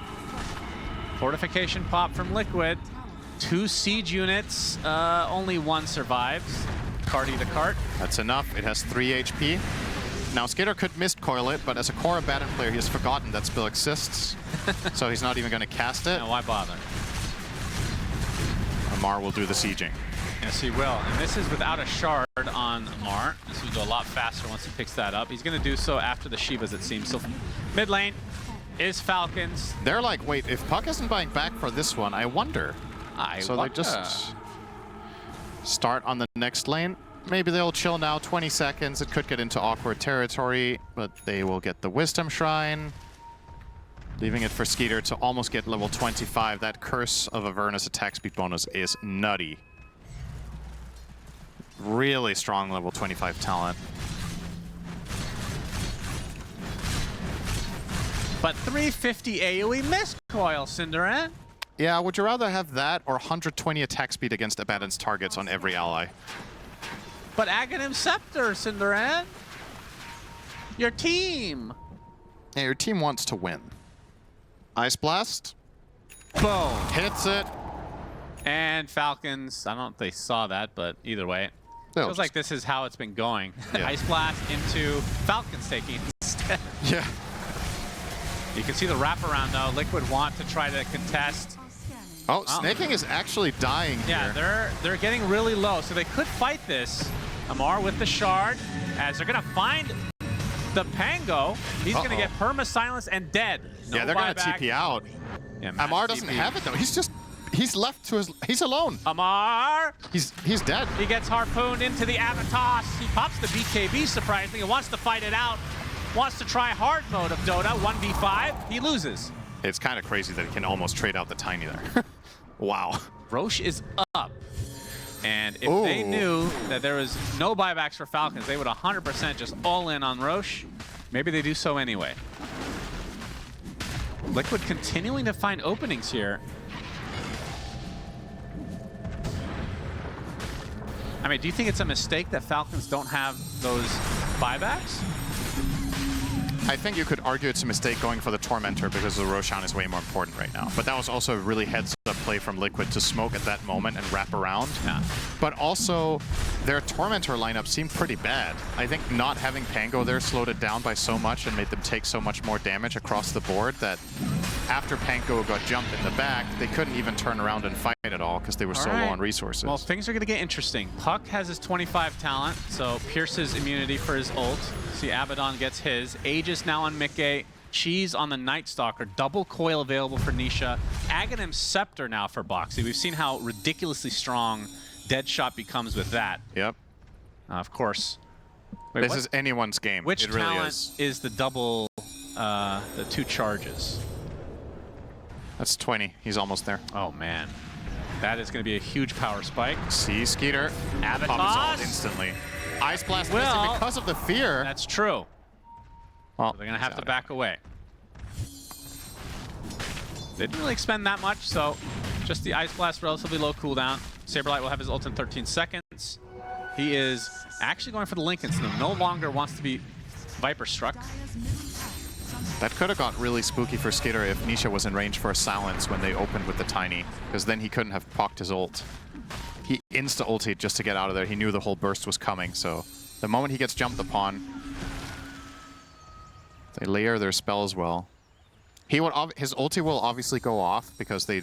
Oh, never mind. They do have the break from Tiny, so maybe he could have even killed him. I can't believe we're 45 minutes in and it's actually a pretty even game. Yeah. Liquid, kind of crazy. They were getting pummeled. Very impressive to come back into a game like this. And Falcons, I mean, what could they have done, do you think? Did they make any major mistakes, or is it just Liquid just playing really well? It's a combination. It generally is. When you're far ahead and the map falls apart like this, it usually means you did something wrong. I personally still dislike their itemization of not buying better offensive items when they're leading to prevent the puck from cutting waves and keep the ball rolling. I would have loved the Orchid on Bounty Hunter for that reason. I don't know if you could have rushed some sort of Hex faster or a Basher faster than you did either. Obviously now you do have the Abyssal and Abaddon and the Basher on Pango, but... Mickey is fully slotted. Satanic now in his backpack. Not sure why it's in his backpack. As an Aegis. Yeah, but like... I mean, what else would you backpack? Well, BKB is usually the backpack item when you have Aegis, right? Or even boots. Yeah, I guess it depends. Edge. Well, either way. He has that ready to go. Yep. And how's the high ground for Falcons? I didn't think we'd be talking about that aspect of the game. It's really good. It's hard to push them. Jakiro is a great high ground hero. Pango is. There's just a constant spam. You're just going to get macro-pyred. You're going to get spammed by dual breaths and ice paths. And that's crazy. This feels like a 50-50 to me as well, honestly. On a theoretical level, the game is anyone's to take right now based on who gets the better jump, who has better map control. Well, here's a jump. That'll be one kill. Doesn't have the gem any longer. But the Ice Blast is coming for Snaking. No shard still, so he can force staff. That is actually really surprising. And this will lead to a kill anyway. We'll dive in. What does he have right now on AA? He has a lot of items. He bought Hex, yeah. It's a lot of items. Is the shard really that bad? There's no way it's bad. No way. He doesn't want to buy it. He's going Dagger next. Yeah. This is 2 games in a row that this item just flat out does not get purchased on the hero, so... He feels entitled to Tormentor. Yep. Well, you gotta kill it, though. Maybe they should kill it then, yeah. Might be a way to get it. Radiant are scanning. And Snaking was halfway to his Ags as well, so that Macropyre becomes very disgusting for high ground defense as well. He switched it up, though. His build now. He's eyeing up Dagger and Wind Waker instead. He's got his sights set high for a 60-minute game. Now AC for Saberlight. So 2 good auras, Vlad's and AC. And after all that, he's only 3K behind Malrine. Yep. He's starting to be in somewhat striking distance of the other cores now, and because of that, he will now begin buying carry-type items. You need to eventually go for this, obviously. Even in a terrible game on NS, you can recover. So he didn't actually end up going the Lincolns then? No. Okay. I think this is fine. I think going Basher here is good. You're strong enough now on your own that you can start being a bit of a threat to cores with your right clicks, your damage. Also having the Mindbreaker, of course, makes him more of a threat to the supports. They can't counterplay him so easily. So... Well, the Aegis is going to expire. They didn't really get that much out of it other than time to farm, which you can see the network has gone in favor of Liquid since that point, so can't argue too much with it. Yep. But not really pushing the envelope. 50-50. Yeah. Perfectly balanced as all things should be. To me, it feels actually a little bit Liquid favored somehow. Yeah, I'm kind of leaning that way too, but it's by so little that I can't even give them like a 60-40, just because I know if Falcons get the type of jump they're looking for, they could just... You saw the last fight when the Tiny got Viper struck in the top half. This could happen even ultra late game. The Tiny cannot counterplay that matchup very well. Smoke from both sides. Yep. This is a good time to find a move. TPing. Falcons know there's no Aegis. That's a long TP. All of Liquid's heroes just TP back to base to go for their own smoke. Now, if they clash here, that would be great for Liquid because Malrine is far away from the play right now. Yeah. But he will connect with his team soon. After a creep wave, of course, or neutral creeps. Some things you gotta get the farm. Haste Rune. Mickey would love that. Just want to make sure there's no vision here. They're gonna miss each other for now. Boxy with the D ward gives away the play. But now Liquid have the high ground. Yeah, an illusion. They know it's an illusion, Cinderella. Saberlight's in there. Gonna pop the ult. Amar with a pre-cast of Shivas. There's a crippling throw on the 2. BKB pops, trying to focus down the Pangolier. Gets 4-staffed away, but still staying alive. And now Saberlight's gonna be the first of all, but the cleave from Mickey just destroying Malrine. He has buyback here, might have to use it. They lose their Jakiro. As Amar with the BKB gets the Viper Strike onto Mickey. Trying to run this off as Skeeter will pursue as well, but the coil comes out onto 2. Borrow time will keep the Abaddon alive. They take out Mickey in turn as Nisha jumping in, doing ridiculous damage with a Mjolnir. And Boxy gonna get Yules into the air. Skeeter no longer with an ult. It's gonna get the Abyssal Blade. Will take out the support. Insanity attempting to TP out. Somehow gonna dodge all of these rolls, but will still die anyway. Triple kill for Skeeter. 4 dead for Liquid. And there were 2 buybacks on the Falcons, so it wasn't as clear-cut as it looks like right now. But they should be able to force them back the other way in a 4v1 situation now. If they just threaten to push this bot lane, the question is which Liquid heroes will buy back? How few resources can they expend on this and still defend? The tiny buyback is massive to hold on to in this late game. Because again, perfect case in point in that fight. Look at Amar's damage, 10,000, of which probably 6k of that was on the tiny alone. They'll buy back Muerta for now. I think they're going to have to burn more than this, though. Well, they'll give up the bottom racks, I think. There's 2 of them. That's the second. Falcons are still not backing off. Yeah, the Deadshot can really delay this. It's insane how good that is. Skitter going back in again. Yeah. Gonna get another Deadshot. Might actually proc his ult here. Yeah, doing quite a bit. A blast to follow. Skeeter, can he walk this off? Has to try. Will pop the ult, gets Yules in the air. Is he dead? Saberlight trying to finish the job here. We're gonna get the stun here. Nice ice path with the macro pyro, but they do get Skeeter in the end. Nisha, the assassin, finds him in the back. Snake King is next on the list. And that's a dieback. So this is a flat-out guaranteed 5v4 now for the side of Liquid. And an Arcane Rune in the river if they find this one on the Puck. Arcane Rune, Octarine. Puck, one of the... Ironically, this hero used to fall off. Now I would say it's one of the best late gamers in all of Dota. This hero has definitely changed over the years with... Well, how do you see the other heroes scaling? With talents and facets How and well everything. does Abaddon do in like extreme late game scenarios? I mean, the hero can still be a monster, but the Puck matchup is very good into him. Yeah. So, yeah, there's that Arcane Rune now picked up for Nisha. Oh, he's waiting. Is he waiting on a bottle? Yeah, here? he bought a new bottle? bottle. Yeah, okay. Makes sense. And they're going to wait this Oh, dear. out. Now, ideally for Liquid, I think your goal now is to do whatever you can to enable Tiny to deal damage. So whether that's poking and prodding and kiting them around or hard committing on the Viper, depending on the situation. As long as Mickey gets to hit stuff, you're going to win this. But Amar will be looking for him all fight. If he gets tracked to start things out, 20 seconds for the Abaddon. Obviously has the buyback as we talked about. They're actually going to use an ult here. Ooh, Rolling Thunder completely wasted. Okay. They're going to give this up. So that, well, oh, they glyphed when backdoor kicked in. Yeah, that's not the greatest. And now backdoor is off. Yep. Tiny should be able to chew through this. So mid lane is now equalized. As Liquid will back away. They get their first lane of barracks at 54 minutes. Man, what a game this has turned into. Yeah, started out as a stinker. It's such a good word. A true feculent game. Okay, yeah, okay. It was good enough already.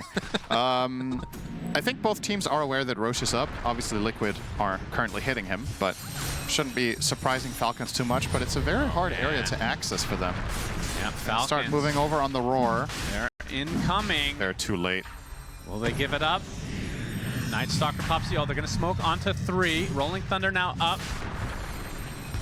And yeah, they will in fact give it up. Mickey with the Aegis. I don't remember if Nisha used his refresher shard from before. Well, he only has one, so I think he did. Hard to see in the middle of that chaotic team fight we just had. Try to snipe this melee barracks. There That is no is fortifying. very risky. It is, especially now that they know that Saberlight's just straight in there, breaking the smoke and blinking out. Amar waste. That's a Daedalus now into Nisha. He is turning into a ridiculously hard carry. What did he drop for that? He had something. Just his boots, right? I guess. Got rid of the treads. And this hero is going to be something fearsome. Falcon's not seemingly afraid at all. Amar has the shard now, so he can hit the ability with the poison. Has to be careful of these tossbacks. Of course, it is a position 1 tiny. Would rather just hit him in the toss, but... Dire are scanning. And especially now that you can coil, toss, and the coil goes through BKB. Yeah. Very, very strong. And Saberlight pretty close to getting a nullifier, it seems. Do you think Falcons are on a timer? In this 56-minute Yes, game? in this 56-minute game, as they're going to initiate onto the Aegis carrier, Mickey, in the cover of darkness. Now a dead shot onto 3 heroes. That Ags is absurd. Actually just kind of ends this fight. They get the Aegis, though. Now the reset.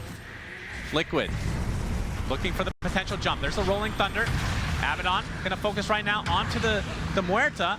They get the stun from the Rolling Thunder, but the 4-step away from Boxy, he's fine. Amar going to try to focus down. Well, that's a BKB into an attempted TP, but the bash comes out, canceling that out. Saberlight's dead. Has buyback. Beautiful detail in that fight. Boxy went in with the Ob Sentry and started de-warding, and then they immediately chain stunned him and broke his wards, so they maintained vision superiority in the area. And it kind of, you could tell that Saberlight was kind of desperate to give them that vision, and that's why he was hanging out around there. And that gave them a moment to try to get the jump on him and take him out. Now, even if he bought back here, it's daytime. Yeah. So Not this worth might much. just be a concession of the, okay, I say that every time and I never give it up. Amar, he's going to go on really deep, 4 steps into the base to try to take out Insania. They'll do so successfully. Avalanche onto 2, but the AVULUS to disrupt this. Mickey has to pop the BKB. Amar still hit by the Ice Blast. Can they get him down the threshold? They do. He pops. Skeeter will try to focus everything on the Mickey. Gets his ult off as well with the overwhelming blink, but Mickey just takes too much damage. Skeeter reigns supreme. Nisha. Pop the refresher. Oh, they're buying back. They're committing now. for this. Foil. Nice Wind Waker. As there's the Avalanche from Mickey, gonna toss back the Abaddon. That should be the death of Skeeter. They don't Surely. have detection? They don't have vision. Oh He my blinks god, is away. he gonna live? Into the corner he goes. Attempted TP, he's gone. Oh my god, he got out? Oh man, that is really unfortunate for Liquid, and Falcons get away with murder. Yep, they lost their gems. Okay, now they're carrying a total of 7 dusts. 4 of them on Boxy. He does not want to run out. I've never seen 4 dusts before in an inventory in a pro game. Oh my god, he actually got away. That was crazy. The Glimmer, the late game curse of inventory slots. They didn't have any detection left. Invis reigns supreme again, Cinder. Yep. The Heralds were right. All along. Always knew. Nisha is... Okay, I was going to say, what is he... He was going to go for Nullifier, but changes it up to an Arcane Blink. So this whole setup, notice, by the way, the detail onto Amar. This is going to be an amazing Wind Waker coming out in a moment here. This is perfect. It's during the toss. Oh, wow. So I think Crit mitigated a total of like 2,000 damage there onto the Viper, because not only would he take the full toss, obviously, but Mickey was swinging away. And he got to do absolutely nothing during those seconds, and they matter a lot. Sure, Amar dies in the end, but those precious moments there gave Falcons a great position in the fight, so really nice detail there. And yeah, now he Wind Wakers out of the coil himself, and this Glimmer from Snaking somehow. Yeah. It's just... Skinner's running from side to side. He's kind of in disbelief. He's like, I'm getting out of this? Oh, and the man. dead shot, half a second too late. So close. Wow, insane. So close. What is Knights? What is this? He picked up a gem? He stole the gem. Wait, what? He went into the enemy fountain and took the gem. All right, so they got their vision back. Very important. Nice. All right. Oh, there's another gem just scattered across. Yeah, maybe pick up that one The next time. battlefield? That might be a little bit easier to get than the one that's literally on the other side of the map. Shannon, Yeah, 60 minutes. I know. It is time. It is time, ladies and gentlemen, for the Tier 5 items to bestow upon us some enchantments. What shall you craft in today's Dota 2025? Patch 8.00. No matter what Valve tries to tell you, that is the version of this Dota. Dota. Now, what item do you think feels like it's not the same as the old tier 5s, if I'm being honest? Yeah, which is a good thing. Disagreed. That's fine. I miss Giant's Ring, Cinderin. I miss items that have these huge impacts in terms of not just the stats, but what they do. The Force Boots. And, I mean, Pirate Hat is just an abomination. Now, Unrelenting Eye is cool. I think Unrelenting Eye is very good this game. For who? For all the cores and Falcons. Okay. Because it lowers the status resistance part. If enemies are piling on top of you against this type of lineup, shorter coil, shorter blast, all the stuns, I think that one will be pretty solid. Nisha, I was looking at Magic Lamp, but it's obviously not as good for the Dire because of Ice Blast, but still it might still allow you to get your stuff off. I think Fallen Sky is a good item here just to, you know, it's a lot about, these fights are a lot about kiting and staying alive. So all the items that allow you to do that should be pretty attractive here. Yeah, Magic Lamp has been, I think, the most popular tier 5 Yeah. I've seen. It's definitely very good. Stygian for carries, obviously. Yep. Spider Legs have been picked a couple of times. Minotaur Horn maybe number 2 on the list, with Book of the Dead surprisingly number 3. That one has been very, very popular, much to my surprise. All right, 4 lamps. Yep. Mar likes his Spider Legs. He also picked that in his last 60-minute game. That's true. So, Well, he doesn't have boots right now, so that makes a lot of sense. Has a lot of mobility with the 20% Spider Legs, bonus move Hurricane speed. Pike, and Wind Waker. it lasts for 10 seconds, mind you. They're very long now, these tier 5 Spider Legs. Oh, would you look at that. More Magic Lamps. Yeah. So I think that is 6 so far. Oh, Snake King also went Spider Legs with the CDR. My goodness. Saberlight split pushing top. Okay. He took a tower. And this is the interesting thing. Falcons maybe trying to wait until daytime to force out the ult from Nightstock. I mean, if you can make it a 4v5 at any point in this game, that's going to be Yeah. very big deal. Which begs the question, does Saberlight go for the refresher at some point? Because we're talking about extreme late game scenario now. Yeah. You don't want it to be daytime ever again. I guess you could also buy Octarine, right? Yeah, you have the level 25 talent, so the cooldown right now is 90 and the duration is 35. So if you have Octarine, I mean, there's still going to be some downtime, of course, but... Oh, we should look at that. Another Magic Lamp. Goodness. Delectable. So that's 6 out of the 10. Expect that one to get nerfed. All right, what if they all rub their lamp and summon 6 genies simultaneously? How many wishes do they get? Oh, that's a good question. Yeah. That I will not answer. I think the genies usually give 3, right? Each one, yeah. Yep. That's right. Unless you wish for more wishes, of course. The loophole that everybody wants. Nisha level 30, by the way. That's another thing we can talk about, I guess, is the level 25s. Yeah, Jakiro's close to his. That one's pretty big, right? What is that one? 100% dual breath range and damage. That's pretty crazy. Yeah, that's good. Or you can take the max health damage on Liquid Frost and Fire, but I think the dual breath is just more reliable probably in a game like this. Boxy gets the late game shard for himself. It will be the dual breath talent. For the other side, Boxy just hit 25 somewhat recently. So he takes the magic resist. Insania is level 23. I don't remember what AAs are. It's such an underwhelming sounding 25 talent, isn't it? 25% magic resist on Muerta. They just ran out of ideas. You know, I it's a guess. placeholder from when they initially added her. Iteration, Cinder, that's game design. How about making a level 25 talent gains parting shot? And then they can use that to... yeah. And Bring nobody that will skill pick that- that because they don't know how it works. I still don't remember how it works. It was so weird. Well, Ice Blast almost got the last hit, actually. Skater with the Aegis, as Falcons will get Roche number X. X equals whatever number that is, because I don't remember anymore. 5, maybe? 4? 4 or 5? 5? 4 or 5? Hey, thanks, Cinder. You're welcome. Thanks for joining us today. I think it's number 4.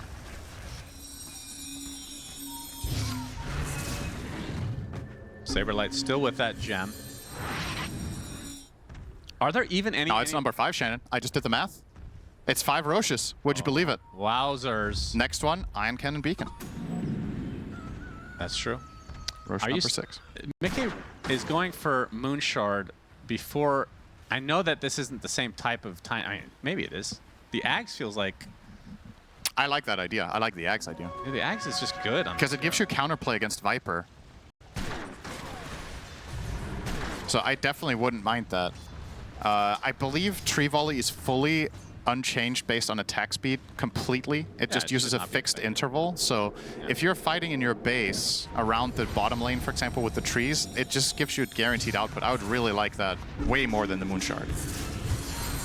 Oh, they're going to run into each other. Mickey. Malrine. Oh my God, they blow him up. 2 minutes on the deck, has buyback. Blast not going to clip anybody. Crit on the run. Amar, he's going to run into Nisha. Spider legs. Never seen such a slow spider in my life. Waning Rift back into the fray. And this is a full disengage from Falcons. Can they fully get away, though? The Abyssal Blade initiation on Anisha into the Meteor Hammer item that I can't remember. The tier 5 Fallen Sky. Just remembered it. Thank you very much, Cinderin. Break onto the Night Stalker. I think his magic lamp went off at some point. He magic lamped and then ate a creep and healed like 2,500. Yep, easy peasy. Daytime now, though. Yep. Yeah, this is a 10v10 with all buybacks intact. And Aegis for another 3 minutes. How does this game end? This is a stalemate. I still think it's just a flat-out 50-50 game for me. Time to turn Insania into a right clicker, ladies and gentlemen. I guess if you do want to look at one, the primary edge, if you want to give a team the edge, I think is the Night Stalker ulti more so than anything else. Just the vision is, as always, extremely important in Pro Dota, and that is the one edge that Liquid will always have in this game, in the ultra late game. Yeah. But even if they get the jump, I wouldn't say the fights are just guaranteed a Liquid win because of the counterplay potential that Falcons have. They have 2 Wind Wakers. Soon to be 3, because I think Snaking will buy one as well before BKB. So they have the Viper Wind Waker, they have the Bounty Wind Waker, but now Nisha buys a Nullifier to try to counterplay that. So not very often we see inventories like this. Oh, they have the break onto the Abaddon. The AA Blast not going to be there. That's a big whiff. As the Wind Waker from Amar onto the high ground. Nice dead shot. And look at this Abaddon. He's actually stuck in a horrible spot. That's the Aegis. Oh, Yule. They're going to get the Ice Path into the Macro Pyre, but Amar gets deleted. Buybacks will come surely. A Skeeter destroyed. Oh! Triple kill from Mickey. He refreshed, but he was broken, so his ult didn't go off. Oh. Or he got overkilled by Tiny, one or the other. I think he got overkilled. They have 2 buybacks for Falcons. They might have to use it. He just got crit to death from like 1,200 HP. Especially once Mickey gets his slow ass up the stairs. Gets that stick, put it to good use. He gets it. He gets the melee barracks. There's the buyback, though. The Viper Strike applied to him now. Insania in a terrible spot. Gets off the AA Blast, though. Not going to connect with the dead shot. They're going to be able to take out Mickey. He has buyback here if he wants to expend it. Question is, do they stay? Malrine super low. Saberline not able to finish it. And Skeeter's going to jump in. Focus on the boxy. Attempted TP out under the cover of his ult, but he's going to get Ice Path. Gets healed up a decent amount, and Saberlight is going to be defending his base. So this Marta is dead. Gets to the high ground. Oh, they find the puck? Avail. Do they actually find the puck, though? Nisha with the blink, with the orb. He's fine. Jesus. Can they force out these buybacks now? Because they are missing 3 on the side of Falcons. There's so long until Roche, so they can't claim a big objective aside from trying to force the Megas out and then get the buybacks in that fashion, but... All right, Saberlight ulting to push waves. Damn, that was such a clutch fight from Skitter in the end, the way he saved Malrine in the middle of all that chaos. Oh, the Ice Blast! Malrine with Nisha's help! Woo. Oh my god, the AA plus Puck global kill squad. I was just praising how they saved Malrine, and then he immediately dies now. Oh, but Saberlight, he has to pop the BKB. He's going to get Abyssal Bladed. Insania is here for moral support and a Force Staff. That's enough. Now, Malrine still has the buyback from before. Didn't have to use it. But this game has turned crazy. 70 minutes now. You can start making new Tier 5 items. Who is not happy with what they have? Let's see. So let's go through each one, Cinderin. Mickey, as we're going to see the replay here of the kill that the AA blast. I mean, this is just the tail end of it, but as soon as you catch the Pango in a coil, you can just send that Ice Blast in and Nisha can easily kill more or less any hero, really, as long as they're out of defensives. Begs the question, should Malrine maybe give up on that Diffusal Blade now and get something a little bit bigger? Maybe a defensive item? Yeah. I don't know. Or give up on the Ghost Scepter, like one or the other, right? He's missing some sort of reliable, okay, I get a second chance. But Aeon Disc isn't necessarily it because of the Nullifier. Oh, that's difficult. Ice Blast was used. It actually does clip the bounty, who they're just going to destroy right off the bat. But now, Saberlight taking the brunt of the damage. He is dead. Insta buyback from Crit, though. They forced that one out. They did, and now I think Liquid just tries to wait this out because if they can just hold on to their buybacks. It's a great trade for them, trading the Night Stalker life for the Bounty Hunter buyback. If Falcons don't force anything, it just gives you even more advantages going into the next fight. Yeah, if you get this natural respawn, it's going to be a 10 versus 6, effectively. Yeah. Step by step, Liquid are getting there. The gold lead is, for all intents and purposes, pretty irrelevant because Nisha has over 50,000 net worth. Refresher on Huerta. Okay. All right, then. We're in super late game territory here. This is obscene.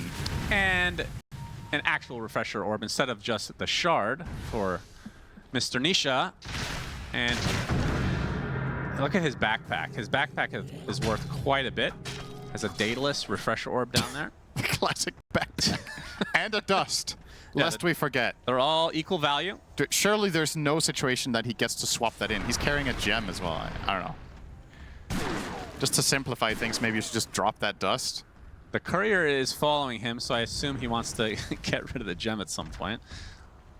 59-41. I do favor Liquid quite a bit more than that right now, based on buyback status, though. Oh, yeah. That is the big game decider. All right, he will drop the gem and take in the Daedalus. Seems like a meaningful choice. I think Nisha really needs to be able to output his damage. Oh, yeah. What do you think is Skeeter having the Meteor Hammer? Am I mistaken in the fact that it shares cooldown with Blink, or am I wrong? I forget how that works. I actually don't know. I don't think it does. I feel like it used to, but maybe with this new version it doesn't. Maybe, I don't remember it ever sharing with Blink, but maybe it... Really? I think I genuinely... You might be right. I'm not with the old Tier 5 neutrals, I don't know how many games I even had go that long. Thunder, Malrine, they find Nisha. Do they have the stun? Well, he gets off the phase shift. Can he blink away? He's fine.